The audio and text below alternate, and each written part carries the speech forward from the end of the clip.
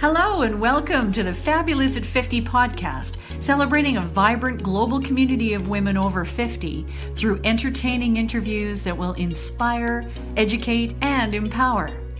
Your host, Joanne Neweduk, was born to nurture and promote vibrance. Joanne is both the Community Director for Calgary, Canada, and oversees the global operations for Fabulous at 50. As an oncology nurse, integrative practitioner in multiple modalities, life skills mentor, and manager, Joanne moves people from challenging situations to positive outcomes through the use of her innate gifts and learned skills. Here's your host, Joanne Neweduk. Hello, everyone, and welcome to the Fabulous at 50 podcast. I have an exciting episode for you with a dynamic woman that I have been friends with for several years. A while back, I had the opportunity of meeting her through a networking event, and we crossed paths several times. But I remember very much listening to her share her story at this one event. And I felt like she was telling my story. I so connected with what she was going through, what she had been through, and where she was at now that I just feel like we became instant friends, so much so that within a very short period of time, she very graciously, without even knowing me that well, extended an invitation to attend a book launch. She had been a contributing author to a compilation book and had basically bared her soul, I believe, and told a very moving story in a book.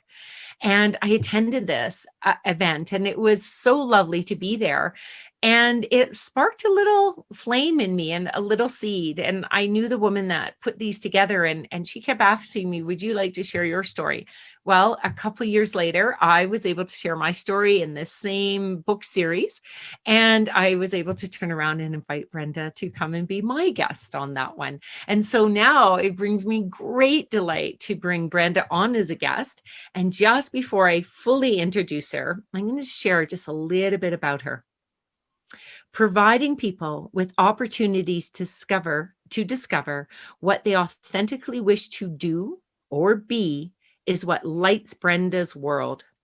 In this next chapter of her life, she is excited to also give that gift to herself. So important. By filling her life with the things that speak most directly to her heart.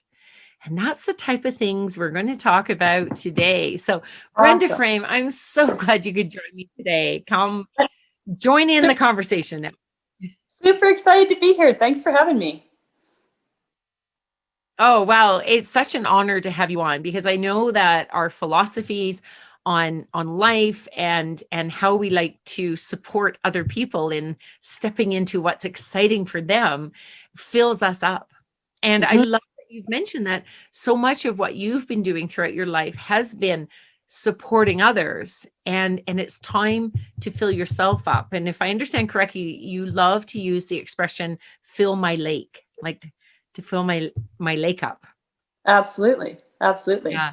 Is that's sort of your word for like other people might say fill up their cup, right? It's your reservoir of your personal fulfillment, would you say? Your personal energy? How would you describe that?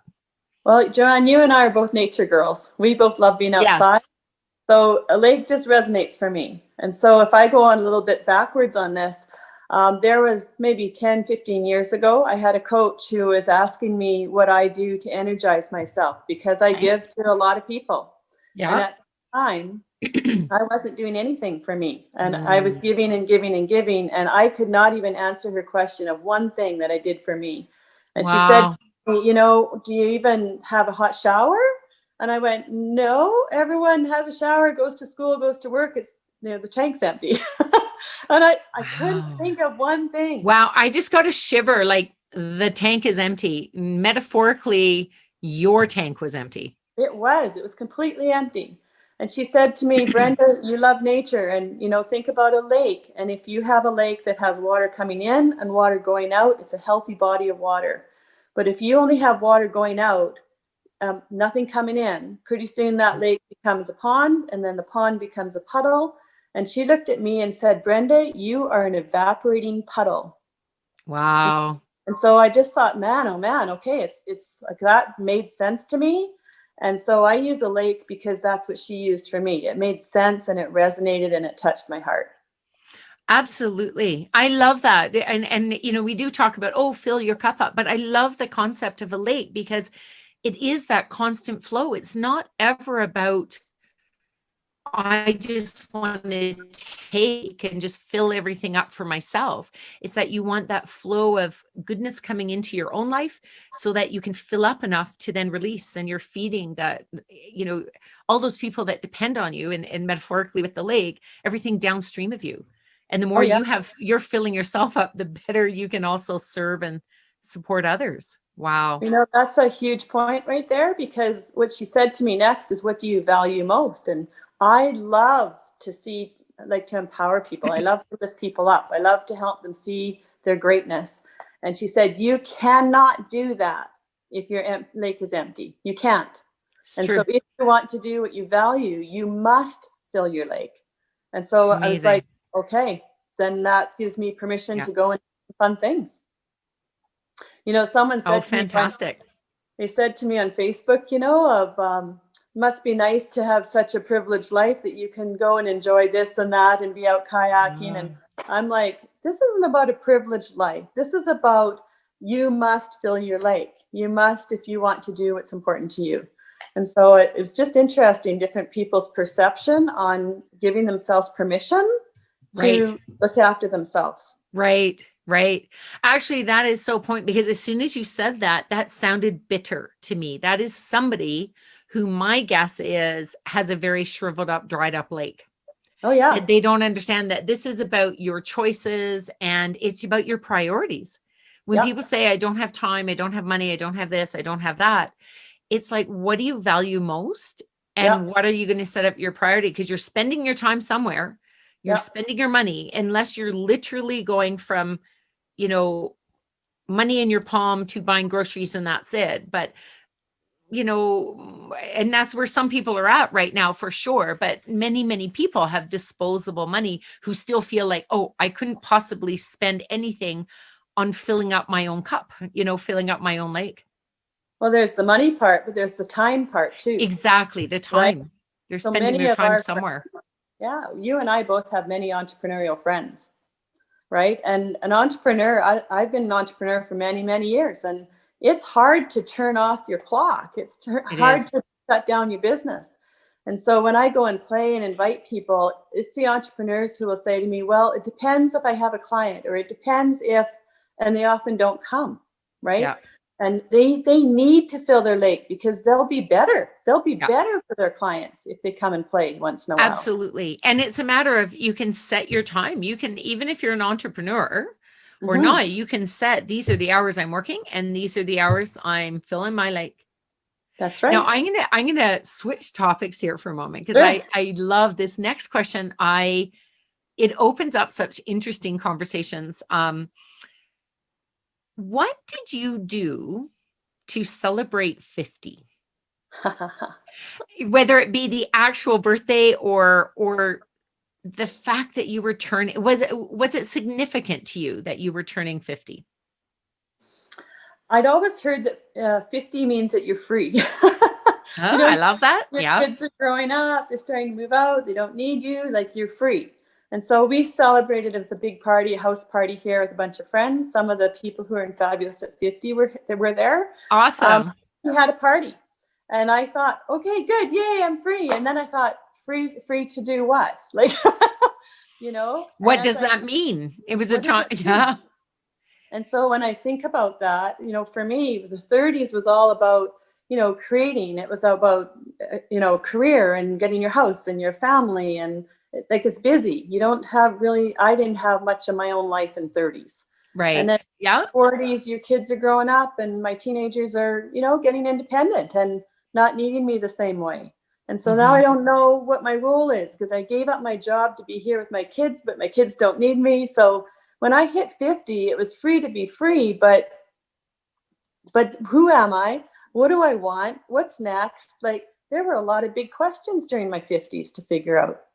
Absolutely. It really is a time, I hear this from a lot of women, it really is a time to rediscover ourselves, like we're using the number 50, but it really is just kind of at some point in midlife. But I do find that people often are saying, sorry, I just have to change something on my computer here. My apologies. All righty. There we go. All right. I think we're good now. Don't usually have that go on. My computer's acting. Somebody was joking. Something went wild with my computer the other day. And what did they bring up? I don't know, Mercury's and Gatorade or something like that. No, retrograde. I know. I'm just teasing. It's at some point when we hit that, 50 or our midlife, it gives us a chance, in a sense, to start over. It's, to come back to ourselves. What is it we really want now? Right. And I believe strongly, and I know you do too, that if we don't take that time, then we just keep going on same old, and we're 60 and 70, and it's like, what have we done? What are we doing? Are we really living what we want to live? And I know that you have had, you've taken on some really cool adventures in this chapter of your life. And can you share a bit about that? I mean, I know you've had different businesses, but can you share a little bit about what you're doing right now with the B&B? Sure. If I think about that, it's what I decided when I hit 60 or close to 60 is that two things. One is I wanted to be seen, right? I'd hidden out a lot, because between an at-home mom and being a network marketer, neither one of them felt like ones that people really wanted to know who I was. So I hid. And then when I hit in the 60s, I was like, I want to be seen, and I want to do what I want, my heart wants, as opposed to just what my head says you should do, right? You're obligated to do. That's really important. Really big. And so I love to be in service. Mm-hmm. And one of the things that we decided we would do is we would welcome guests into our home who are supporting someone at the Foothills Hospital. So the family members, they would come and stay here. So we look after them. We provide them with breakfast. We drive them to the hospital. We pick them up in the evening. And we're here for them to talk to if they need that. And it's been more than what we thought it would be. Because that is I remember when you told me this is what you were doing. And of course, being a nurse, that filled my heart because, nursing and the medical profession, we do our best to not just take care of the patient, but to take care of the patient is the entire family. But there's only so much you can do when someone comes in and just has a little visit. To know that there's a service like this that you give, what a beautiful fit for you. It really is, because my background is also medical, like you. So I'm not intimidated by hospital or conversations or procedures or whatever. Yeah. But one of the things that we've discovered is the importance to the patient that they know that their spouse is okay, that there's, or a lot of the people that we care for are seniors, and they may or may not have a license, and they're nervous to get in a cab, and they don't want to go in the dark into a parkade, or, so we have this little yellow flashing light that we drive up to the front door of the hospital. They see the flashing light, come out, hop in our car, and away we go. That's amazing. They love that because it makes them feel safe. And that's a big, I guess, a value for me. I love people feeling safe. Yeah. Yeah, you definitely have. And I have to say, just from knowing you and being around you, that's the feeling that it's just, you exude that energy, that you're a safe place to come in, whether it's to talk to and to let loose. Like, you have that beautiful balance of when people are going through that, it can be a very serious time. So you have a very calm, welcoming, talk to me energy. Yet I also know you as a woman who has learned to fill her cup and has fun. We both share, we haven't done this together yet, but we both share a love and passion for kayaking. Yeah. Tell me about that. When did that come into your life? Is that something you've always done, or did you bring it in this chapter of your life? I'm a girl guider. Okay. So I was a girl guide for 20 years. Well, my whole life. I was a girl and I was a leader for 20 years. So I spent a lot of time outdoors, but I've always wanted my own boat. And then when my youngest child was working at Atmosphere, they had an awesome discount on kayaks. And Smart. he was able to help me pick out the right one and put a rudder on it. And I've kayaked ever since, multiple times throughout the summer. Awesome. But we chose to get a 2-man kayak instead of a single. I'd like to still get a single because I'd like to come out with people like yourself or some of my other friends who have a single, right? Yes. But I love the 2 because I can take out friends who have never kayaked ever, or maybe for a long time. Yeah. And so we go out and we paddle, and we've got an hour and a half, 2 hours where we can be uninterrupted and get to know each other and be in somewhere where we're both very relaxed. And I've formed the most amazing friendships and an awesome tribe of women who love outdoors by inviting them to come in my kayak. It is. It's playtime with you, right? Oh, yeah, totally. It's wonderful to do that. I know that that is my happy place. Yep. You know, Ron and I have had some of the most amazing kayak experiences on mountain lakes where somehow we just luck out on paddling on this lake where we look around and we're like, where is everybody? It's complete glass, and you get pictures of the mountains reflecting off the water. It's quite spectacular. And it just, that does help fill my cup or fill my lake, right? It's quite amazing. And what I love about it is if you want the workout, you can literally paddle, you know, for your whole hour and a half, 2 hours, but it's not always that. It's like paddle and then float and breathe. And I can see, you know, it's a wonderful place to have conversations or just be quiet together in each other's presence. And that I often, there's not a lot of places where that feels comfortable, but out on a lake, it does. So it does. That's as quite long as fantastic. It doesn't come up, eh? Sorry? If the wind comes up, it gets a little bit different. Oh, absolutely. We had that experience last summer where it was a pretty quiet day and we were in Kootenays, and we went for a paddle, went around the corner, went a little bit up the stream, checking out all the animals, and the birds, came out again and went, there is white caps on this lake. What the heck? So those moments you do have to, you know, we were strong enough paddlers and we stayed close to shore. We were fine, but it was a workout on the way back. We were okay, let's go back to our campsite and crack a beer. Good plan. Good plan. Yeah, it was nice to have. Yeah. But I love adventures like that. I think it makes my heart kind of go in my throat. And I like that feeling. I like that where you're like, oh, you know, am I okay? Yes, I'm okay. Right? Yeah. Tell me, we have time just before we go into the 3 pearls of wisdom. Tell me something that you did say, I know you've already mentioned that you're into your 60s now, and we are celebrating kind of women over 50. It's like this next phase of our life. What is something, what's an adventure or something daring that you have done since you turned 50 that you might have, like if you had asked you in your 30s, you might have gone, no way. Is there something that you've... Okay. I jumped out of a plane. I did that. Okay, that's big. I also went up in a bike trike. Have you ever heard of a bike trike? No, tell me about that. It looks like a motorcycle with a big fan on the back and a fixed wing on the top. And so I've seen those. Yeah. So you go cruising down the runway, take off, and then once you're in the air, you can become a glider. And you're safe. You have a helmet and you have a seatbelt, and that's it. So your legs are swinging in the wind, and how high do you go? Like you're a bird. I don't know, 10,000 feet, 5,000 feet.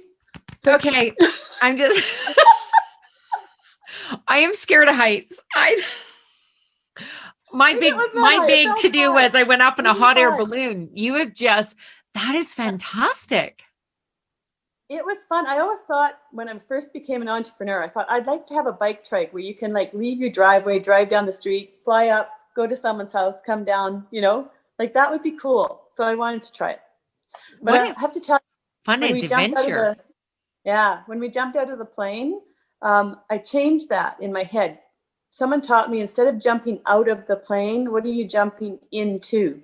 Oh, right? okay. So I didn't jump out of the plane. I jumped into letting someone have my back. I jumped into trust. I jumped into, right, knowing I'm okay.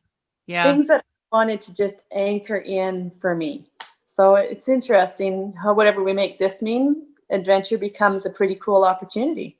Wow. Wow. Now I have a couple more questions for you, but before we get right to the end, if someone is going, this woman is so cool, I want to make contact, or if they happen to live in the Calgary or Alberta area, or they're coming to town and they'd like to stay at your B&B, just share how people can best reach you. Facebook. So the best way is find me on Facebook or through Messenger. So if you want to connect with me, Messenger is a good way. So Brenda Frame. Brenda Frame. If they're wanting to come because of the B&B, if they're connected to the hospital, right? We don't do normal Airbnb stuff. It's just hospital stuff. Yes. Then Frames Guest House, FRAMES guesthouse.ca or Excellent. Frames Guest House on Facebook. Mm-hmm. Fantastic. Yeah. So I have 2 questions for you. This next one is, what's next for you? I just feel like you have some cool stuff percolating. Can you give us a little window into what might be coming down the pipeline? Sure. Or what's sure. Okay, you don't have to do a lot. I don't know. I'm getting the sensation that you just have something's percolating inside you. This is big. Okay, this is big because I really want this in my 60s. I want body, mind, and soul to all be equal, right? I want them equal players in my life. And I've lived most of my life with my head, and I'm just learning to listen and follow my heart, right? Beautiful. I've been looking after my body, but the heart needs to come up now. And so what's next is a dream that I've had in my heart, and that is to help people. I call myself a front end girl. Someone who loves that initial conversation, helping people sort out that initial, who am I, what am I about? Yeah. And I want to help them with really feel seen and heard. I want to help them figure out how much water's in their lake. And I want to help them figure out what the balance is that they have of body, mind, and soul, and maybe what they can do about that. And so those 3 to me represent the 3 sides of a triangle. And to me, a triangle is your strongest structure out there. And for me, when I get those 3 together, I feel really invincible. I feel really ready to take on new things in life. If any of those 3 don't feel strong to me, I hide. And so right now in my life, I've got the 3 almost solid now. And so that's what's launching, is to help people do the process that I've done to get solid. Nice. Oh, I'm so excited to see what you're going to be offering. Ooh, I feel like we just got a little window into a secret there. That is fantastic. Into not so much a secret, a surprise. You're right. What's coming down a surprise. Nobody knows that. You're kind of my first announcement. Woo. Yay! Awesome. Well, what I would like to end on is asking you to share 3 pearls of wisdom to the listening audience, like to, maybe to the woman that was once that woman in her, I don't know, in midlife or just coming up on midlife, that woman that's listening.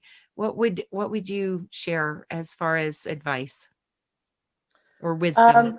Number 1, reconnect with how awesome you are. So many of us, so many of my friends who have raised our families, we forget. And so get with people that you trust that can help you reconnect with who you are and how awesome you are. Yeah. And that would be, find the people who are really good at listening, not talking, but the listeners who can really help you discover. Number 2, get out in nature. And nature is incredibly good at helping you reconnect with your soul. So get out with nature and start filling your lake and evaluating where you're at in terms of body, mind, soul. Is one of them out of balance, or are you doing pretty good as a team? Nice. And the third one is, please give yourself permission to fill your lake. Please go fill your lake. And that doesn't mean you have to go out and jump out of planes. It means that you could just cozy up with a nice book. It could mean, time with your friends, but fill your lake. Those are fantastic pearls of wisdom, all of which are ones that I resonate with. I either have taken on myself or need to remind myself periodically to do. And it's definitely what we try and offer within our Fabulous at 50, within our community. And I'm so grateful that you're part of it. And I am very excited to see what your offers are coming forward, because I do know what it's like to be in your energy, and it's so warm, funny, warm, fun, and comfortable all at the same time, and energizing. So I wish you all the best with that. It's fantastic. So if somebody now, I'm just going to put it out there. If somebody is not on Facebook and they want to reach you, do you have a way? Is it best to look up the Frame Bed and Breakfast, and then they can just send you a message that way? They could go that way. They could go brendaframe@shaw.ca. Okay. That's okay too. Perfect. Yeah. Or call me. Yeah, just call. So in the show notes, whether you're watching on YouTube or you're listening on your favorite podcast platform, we'll post the show notes, and we'll post your information, your contact information as well, Brenda. Thank you. Thanks for coming. All right. We're going to say goodbye to everybody. Yeah. Until next time. Thanks, Joanne. Thank you. Thanks for joining us today. You've been listening to the Fabulous at 50 podcast with your host, Joanne Neweduk. Join us again for more inspirational interviews on topics that matter to you. If you like what you've heard on today's episode, check out the liner notes, or to learn more about this vibrant community that celebrates women over 50, please visit fabulousat50.com. That's www.fabulousat50.com.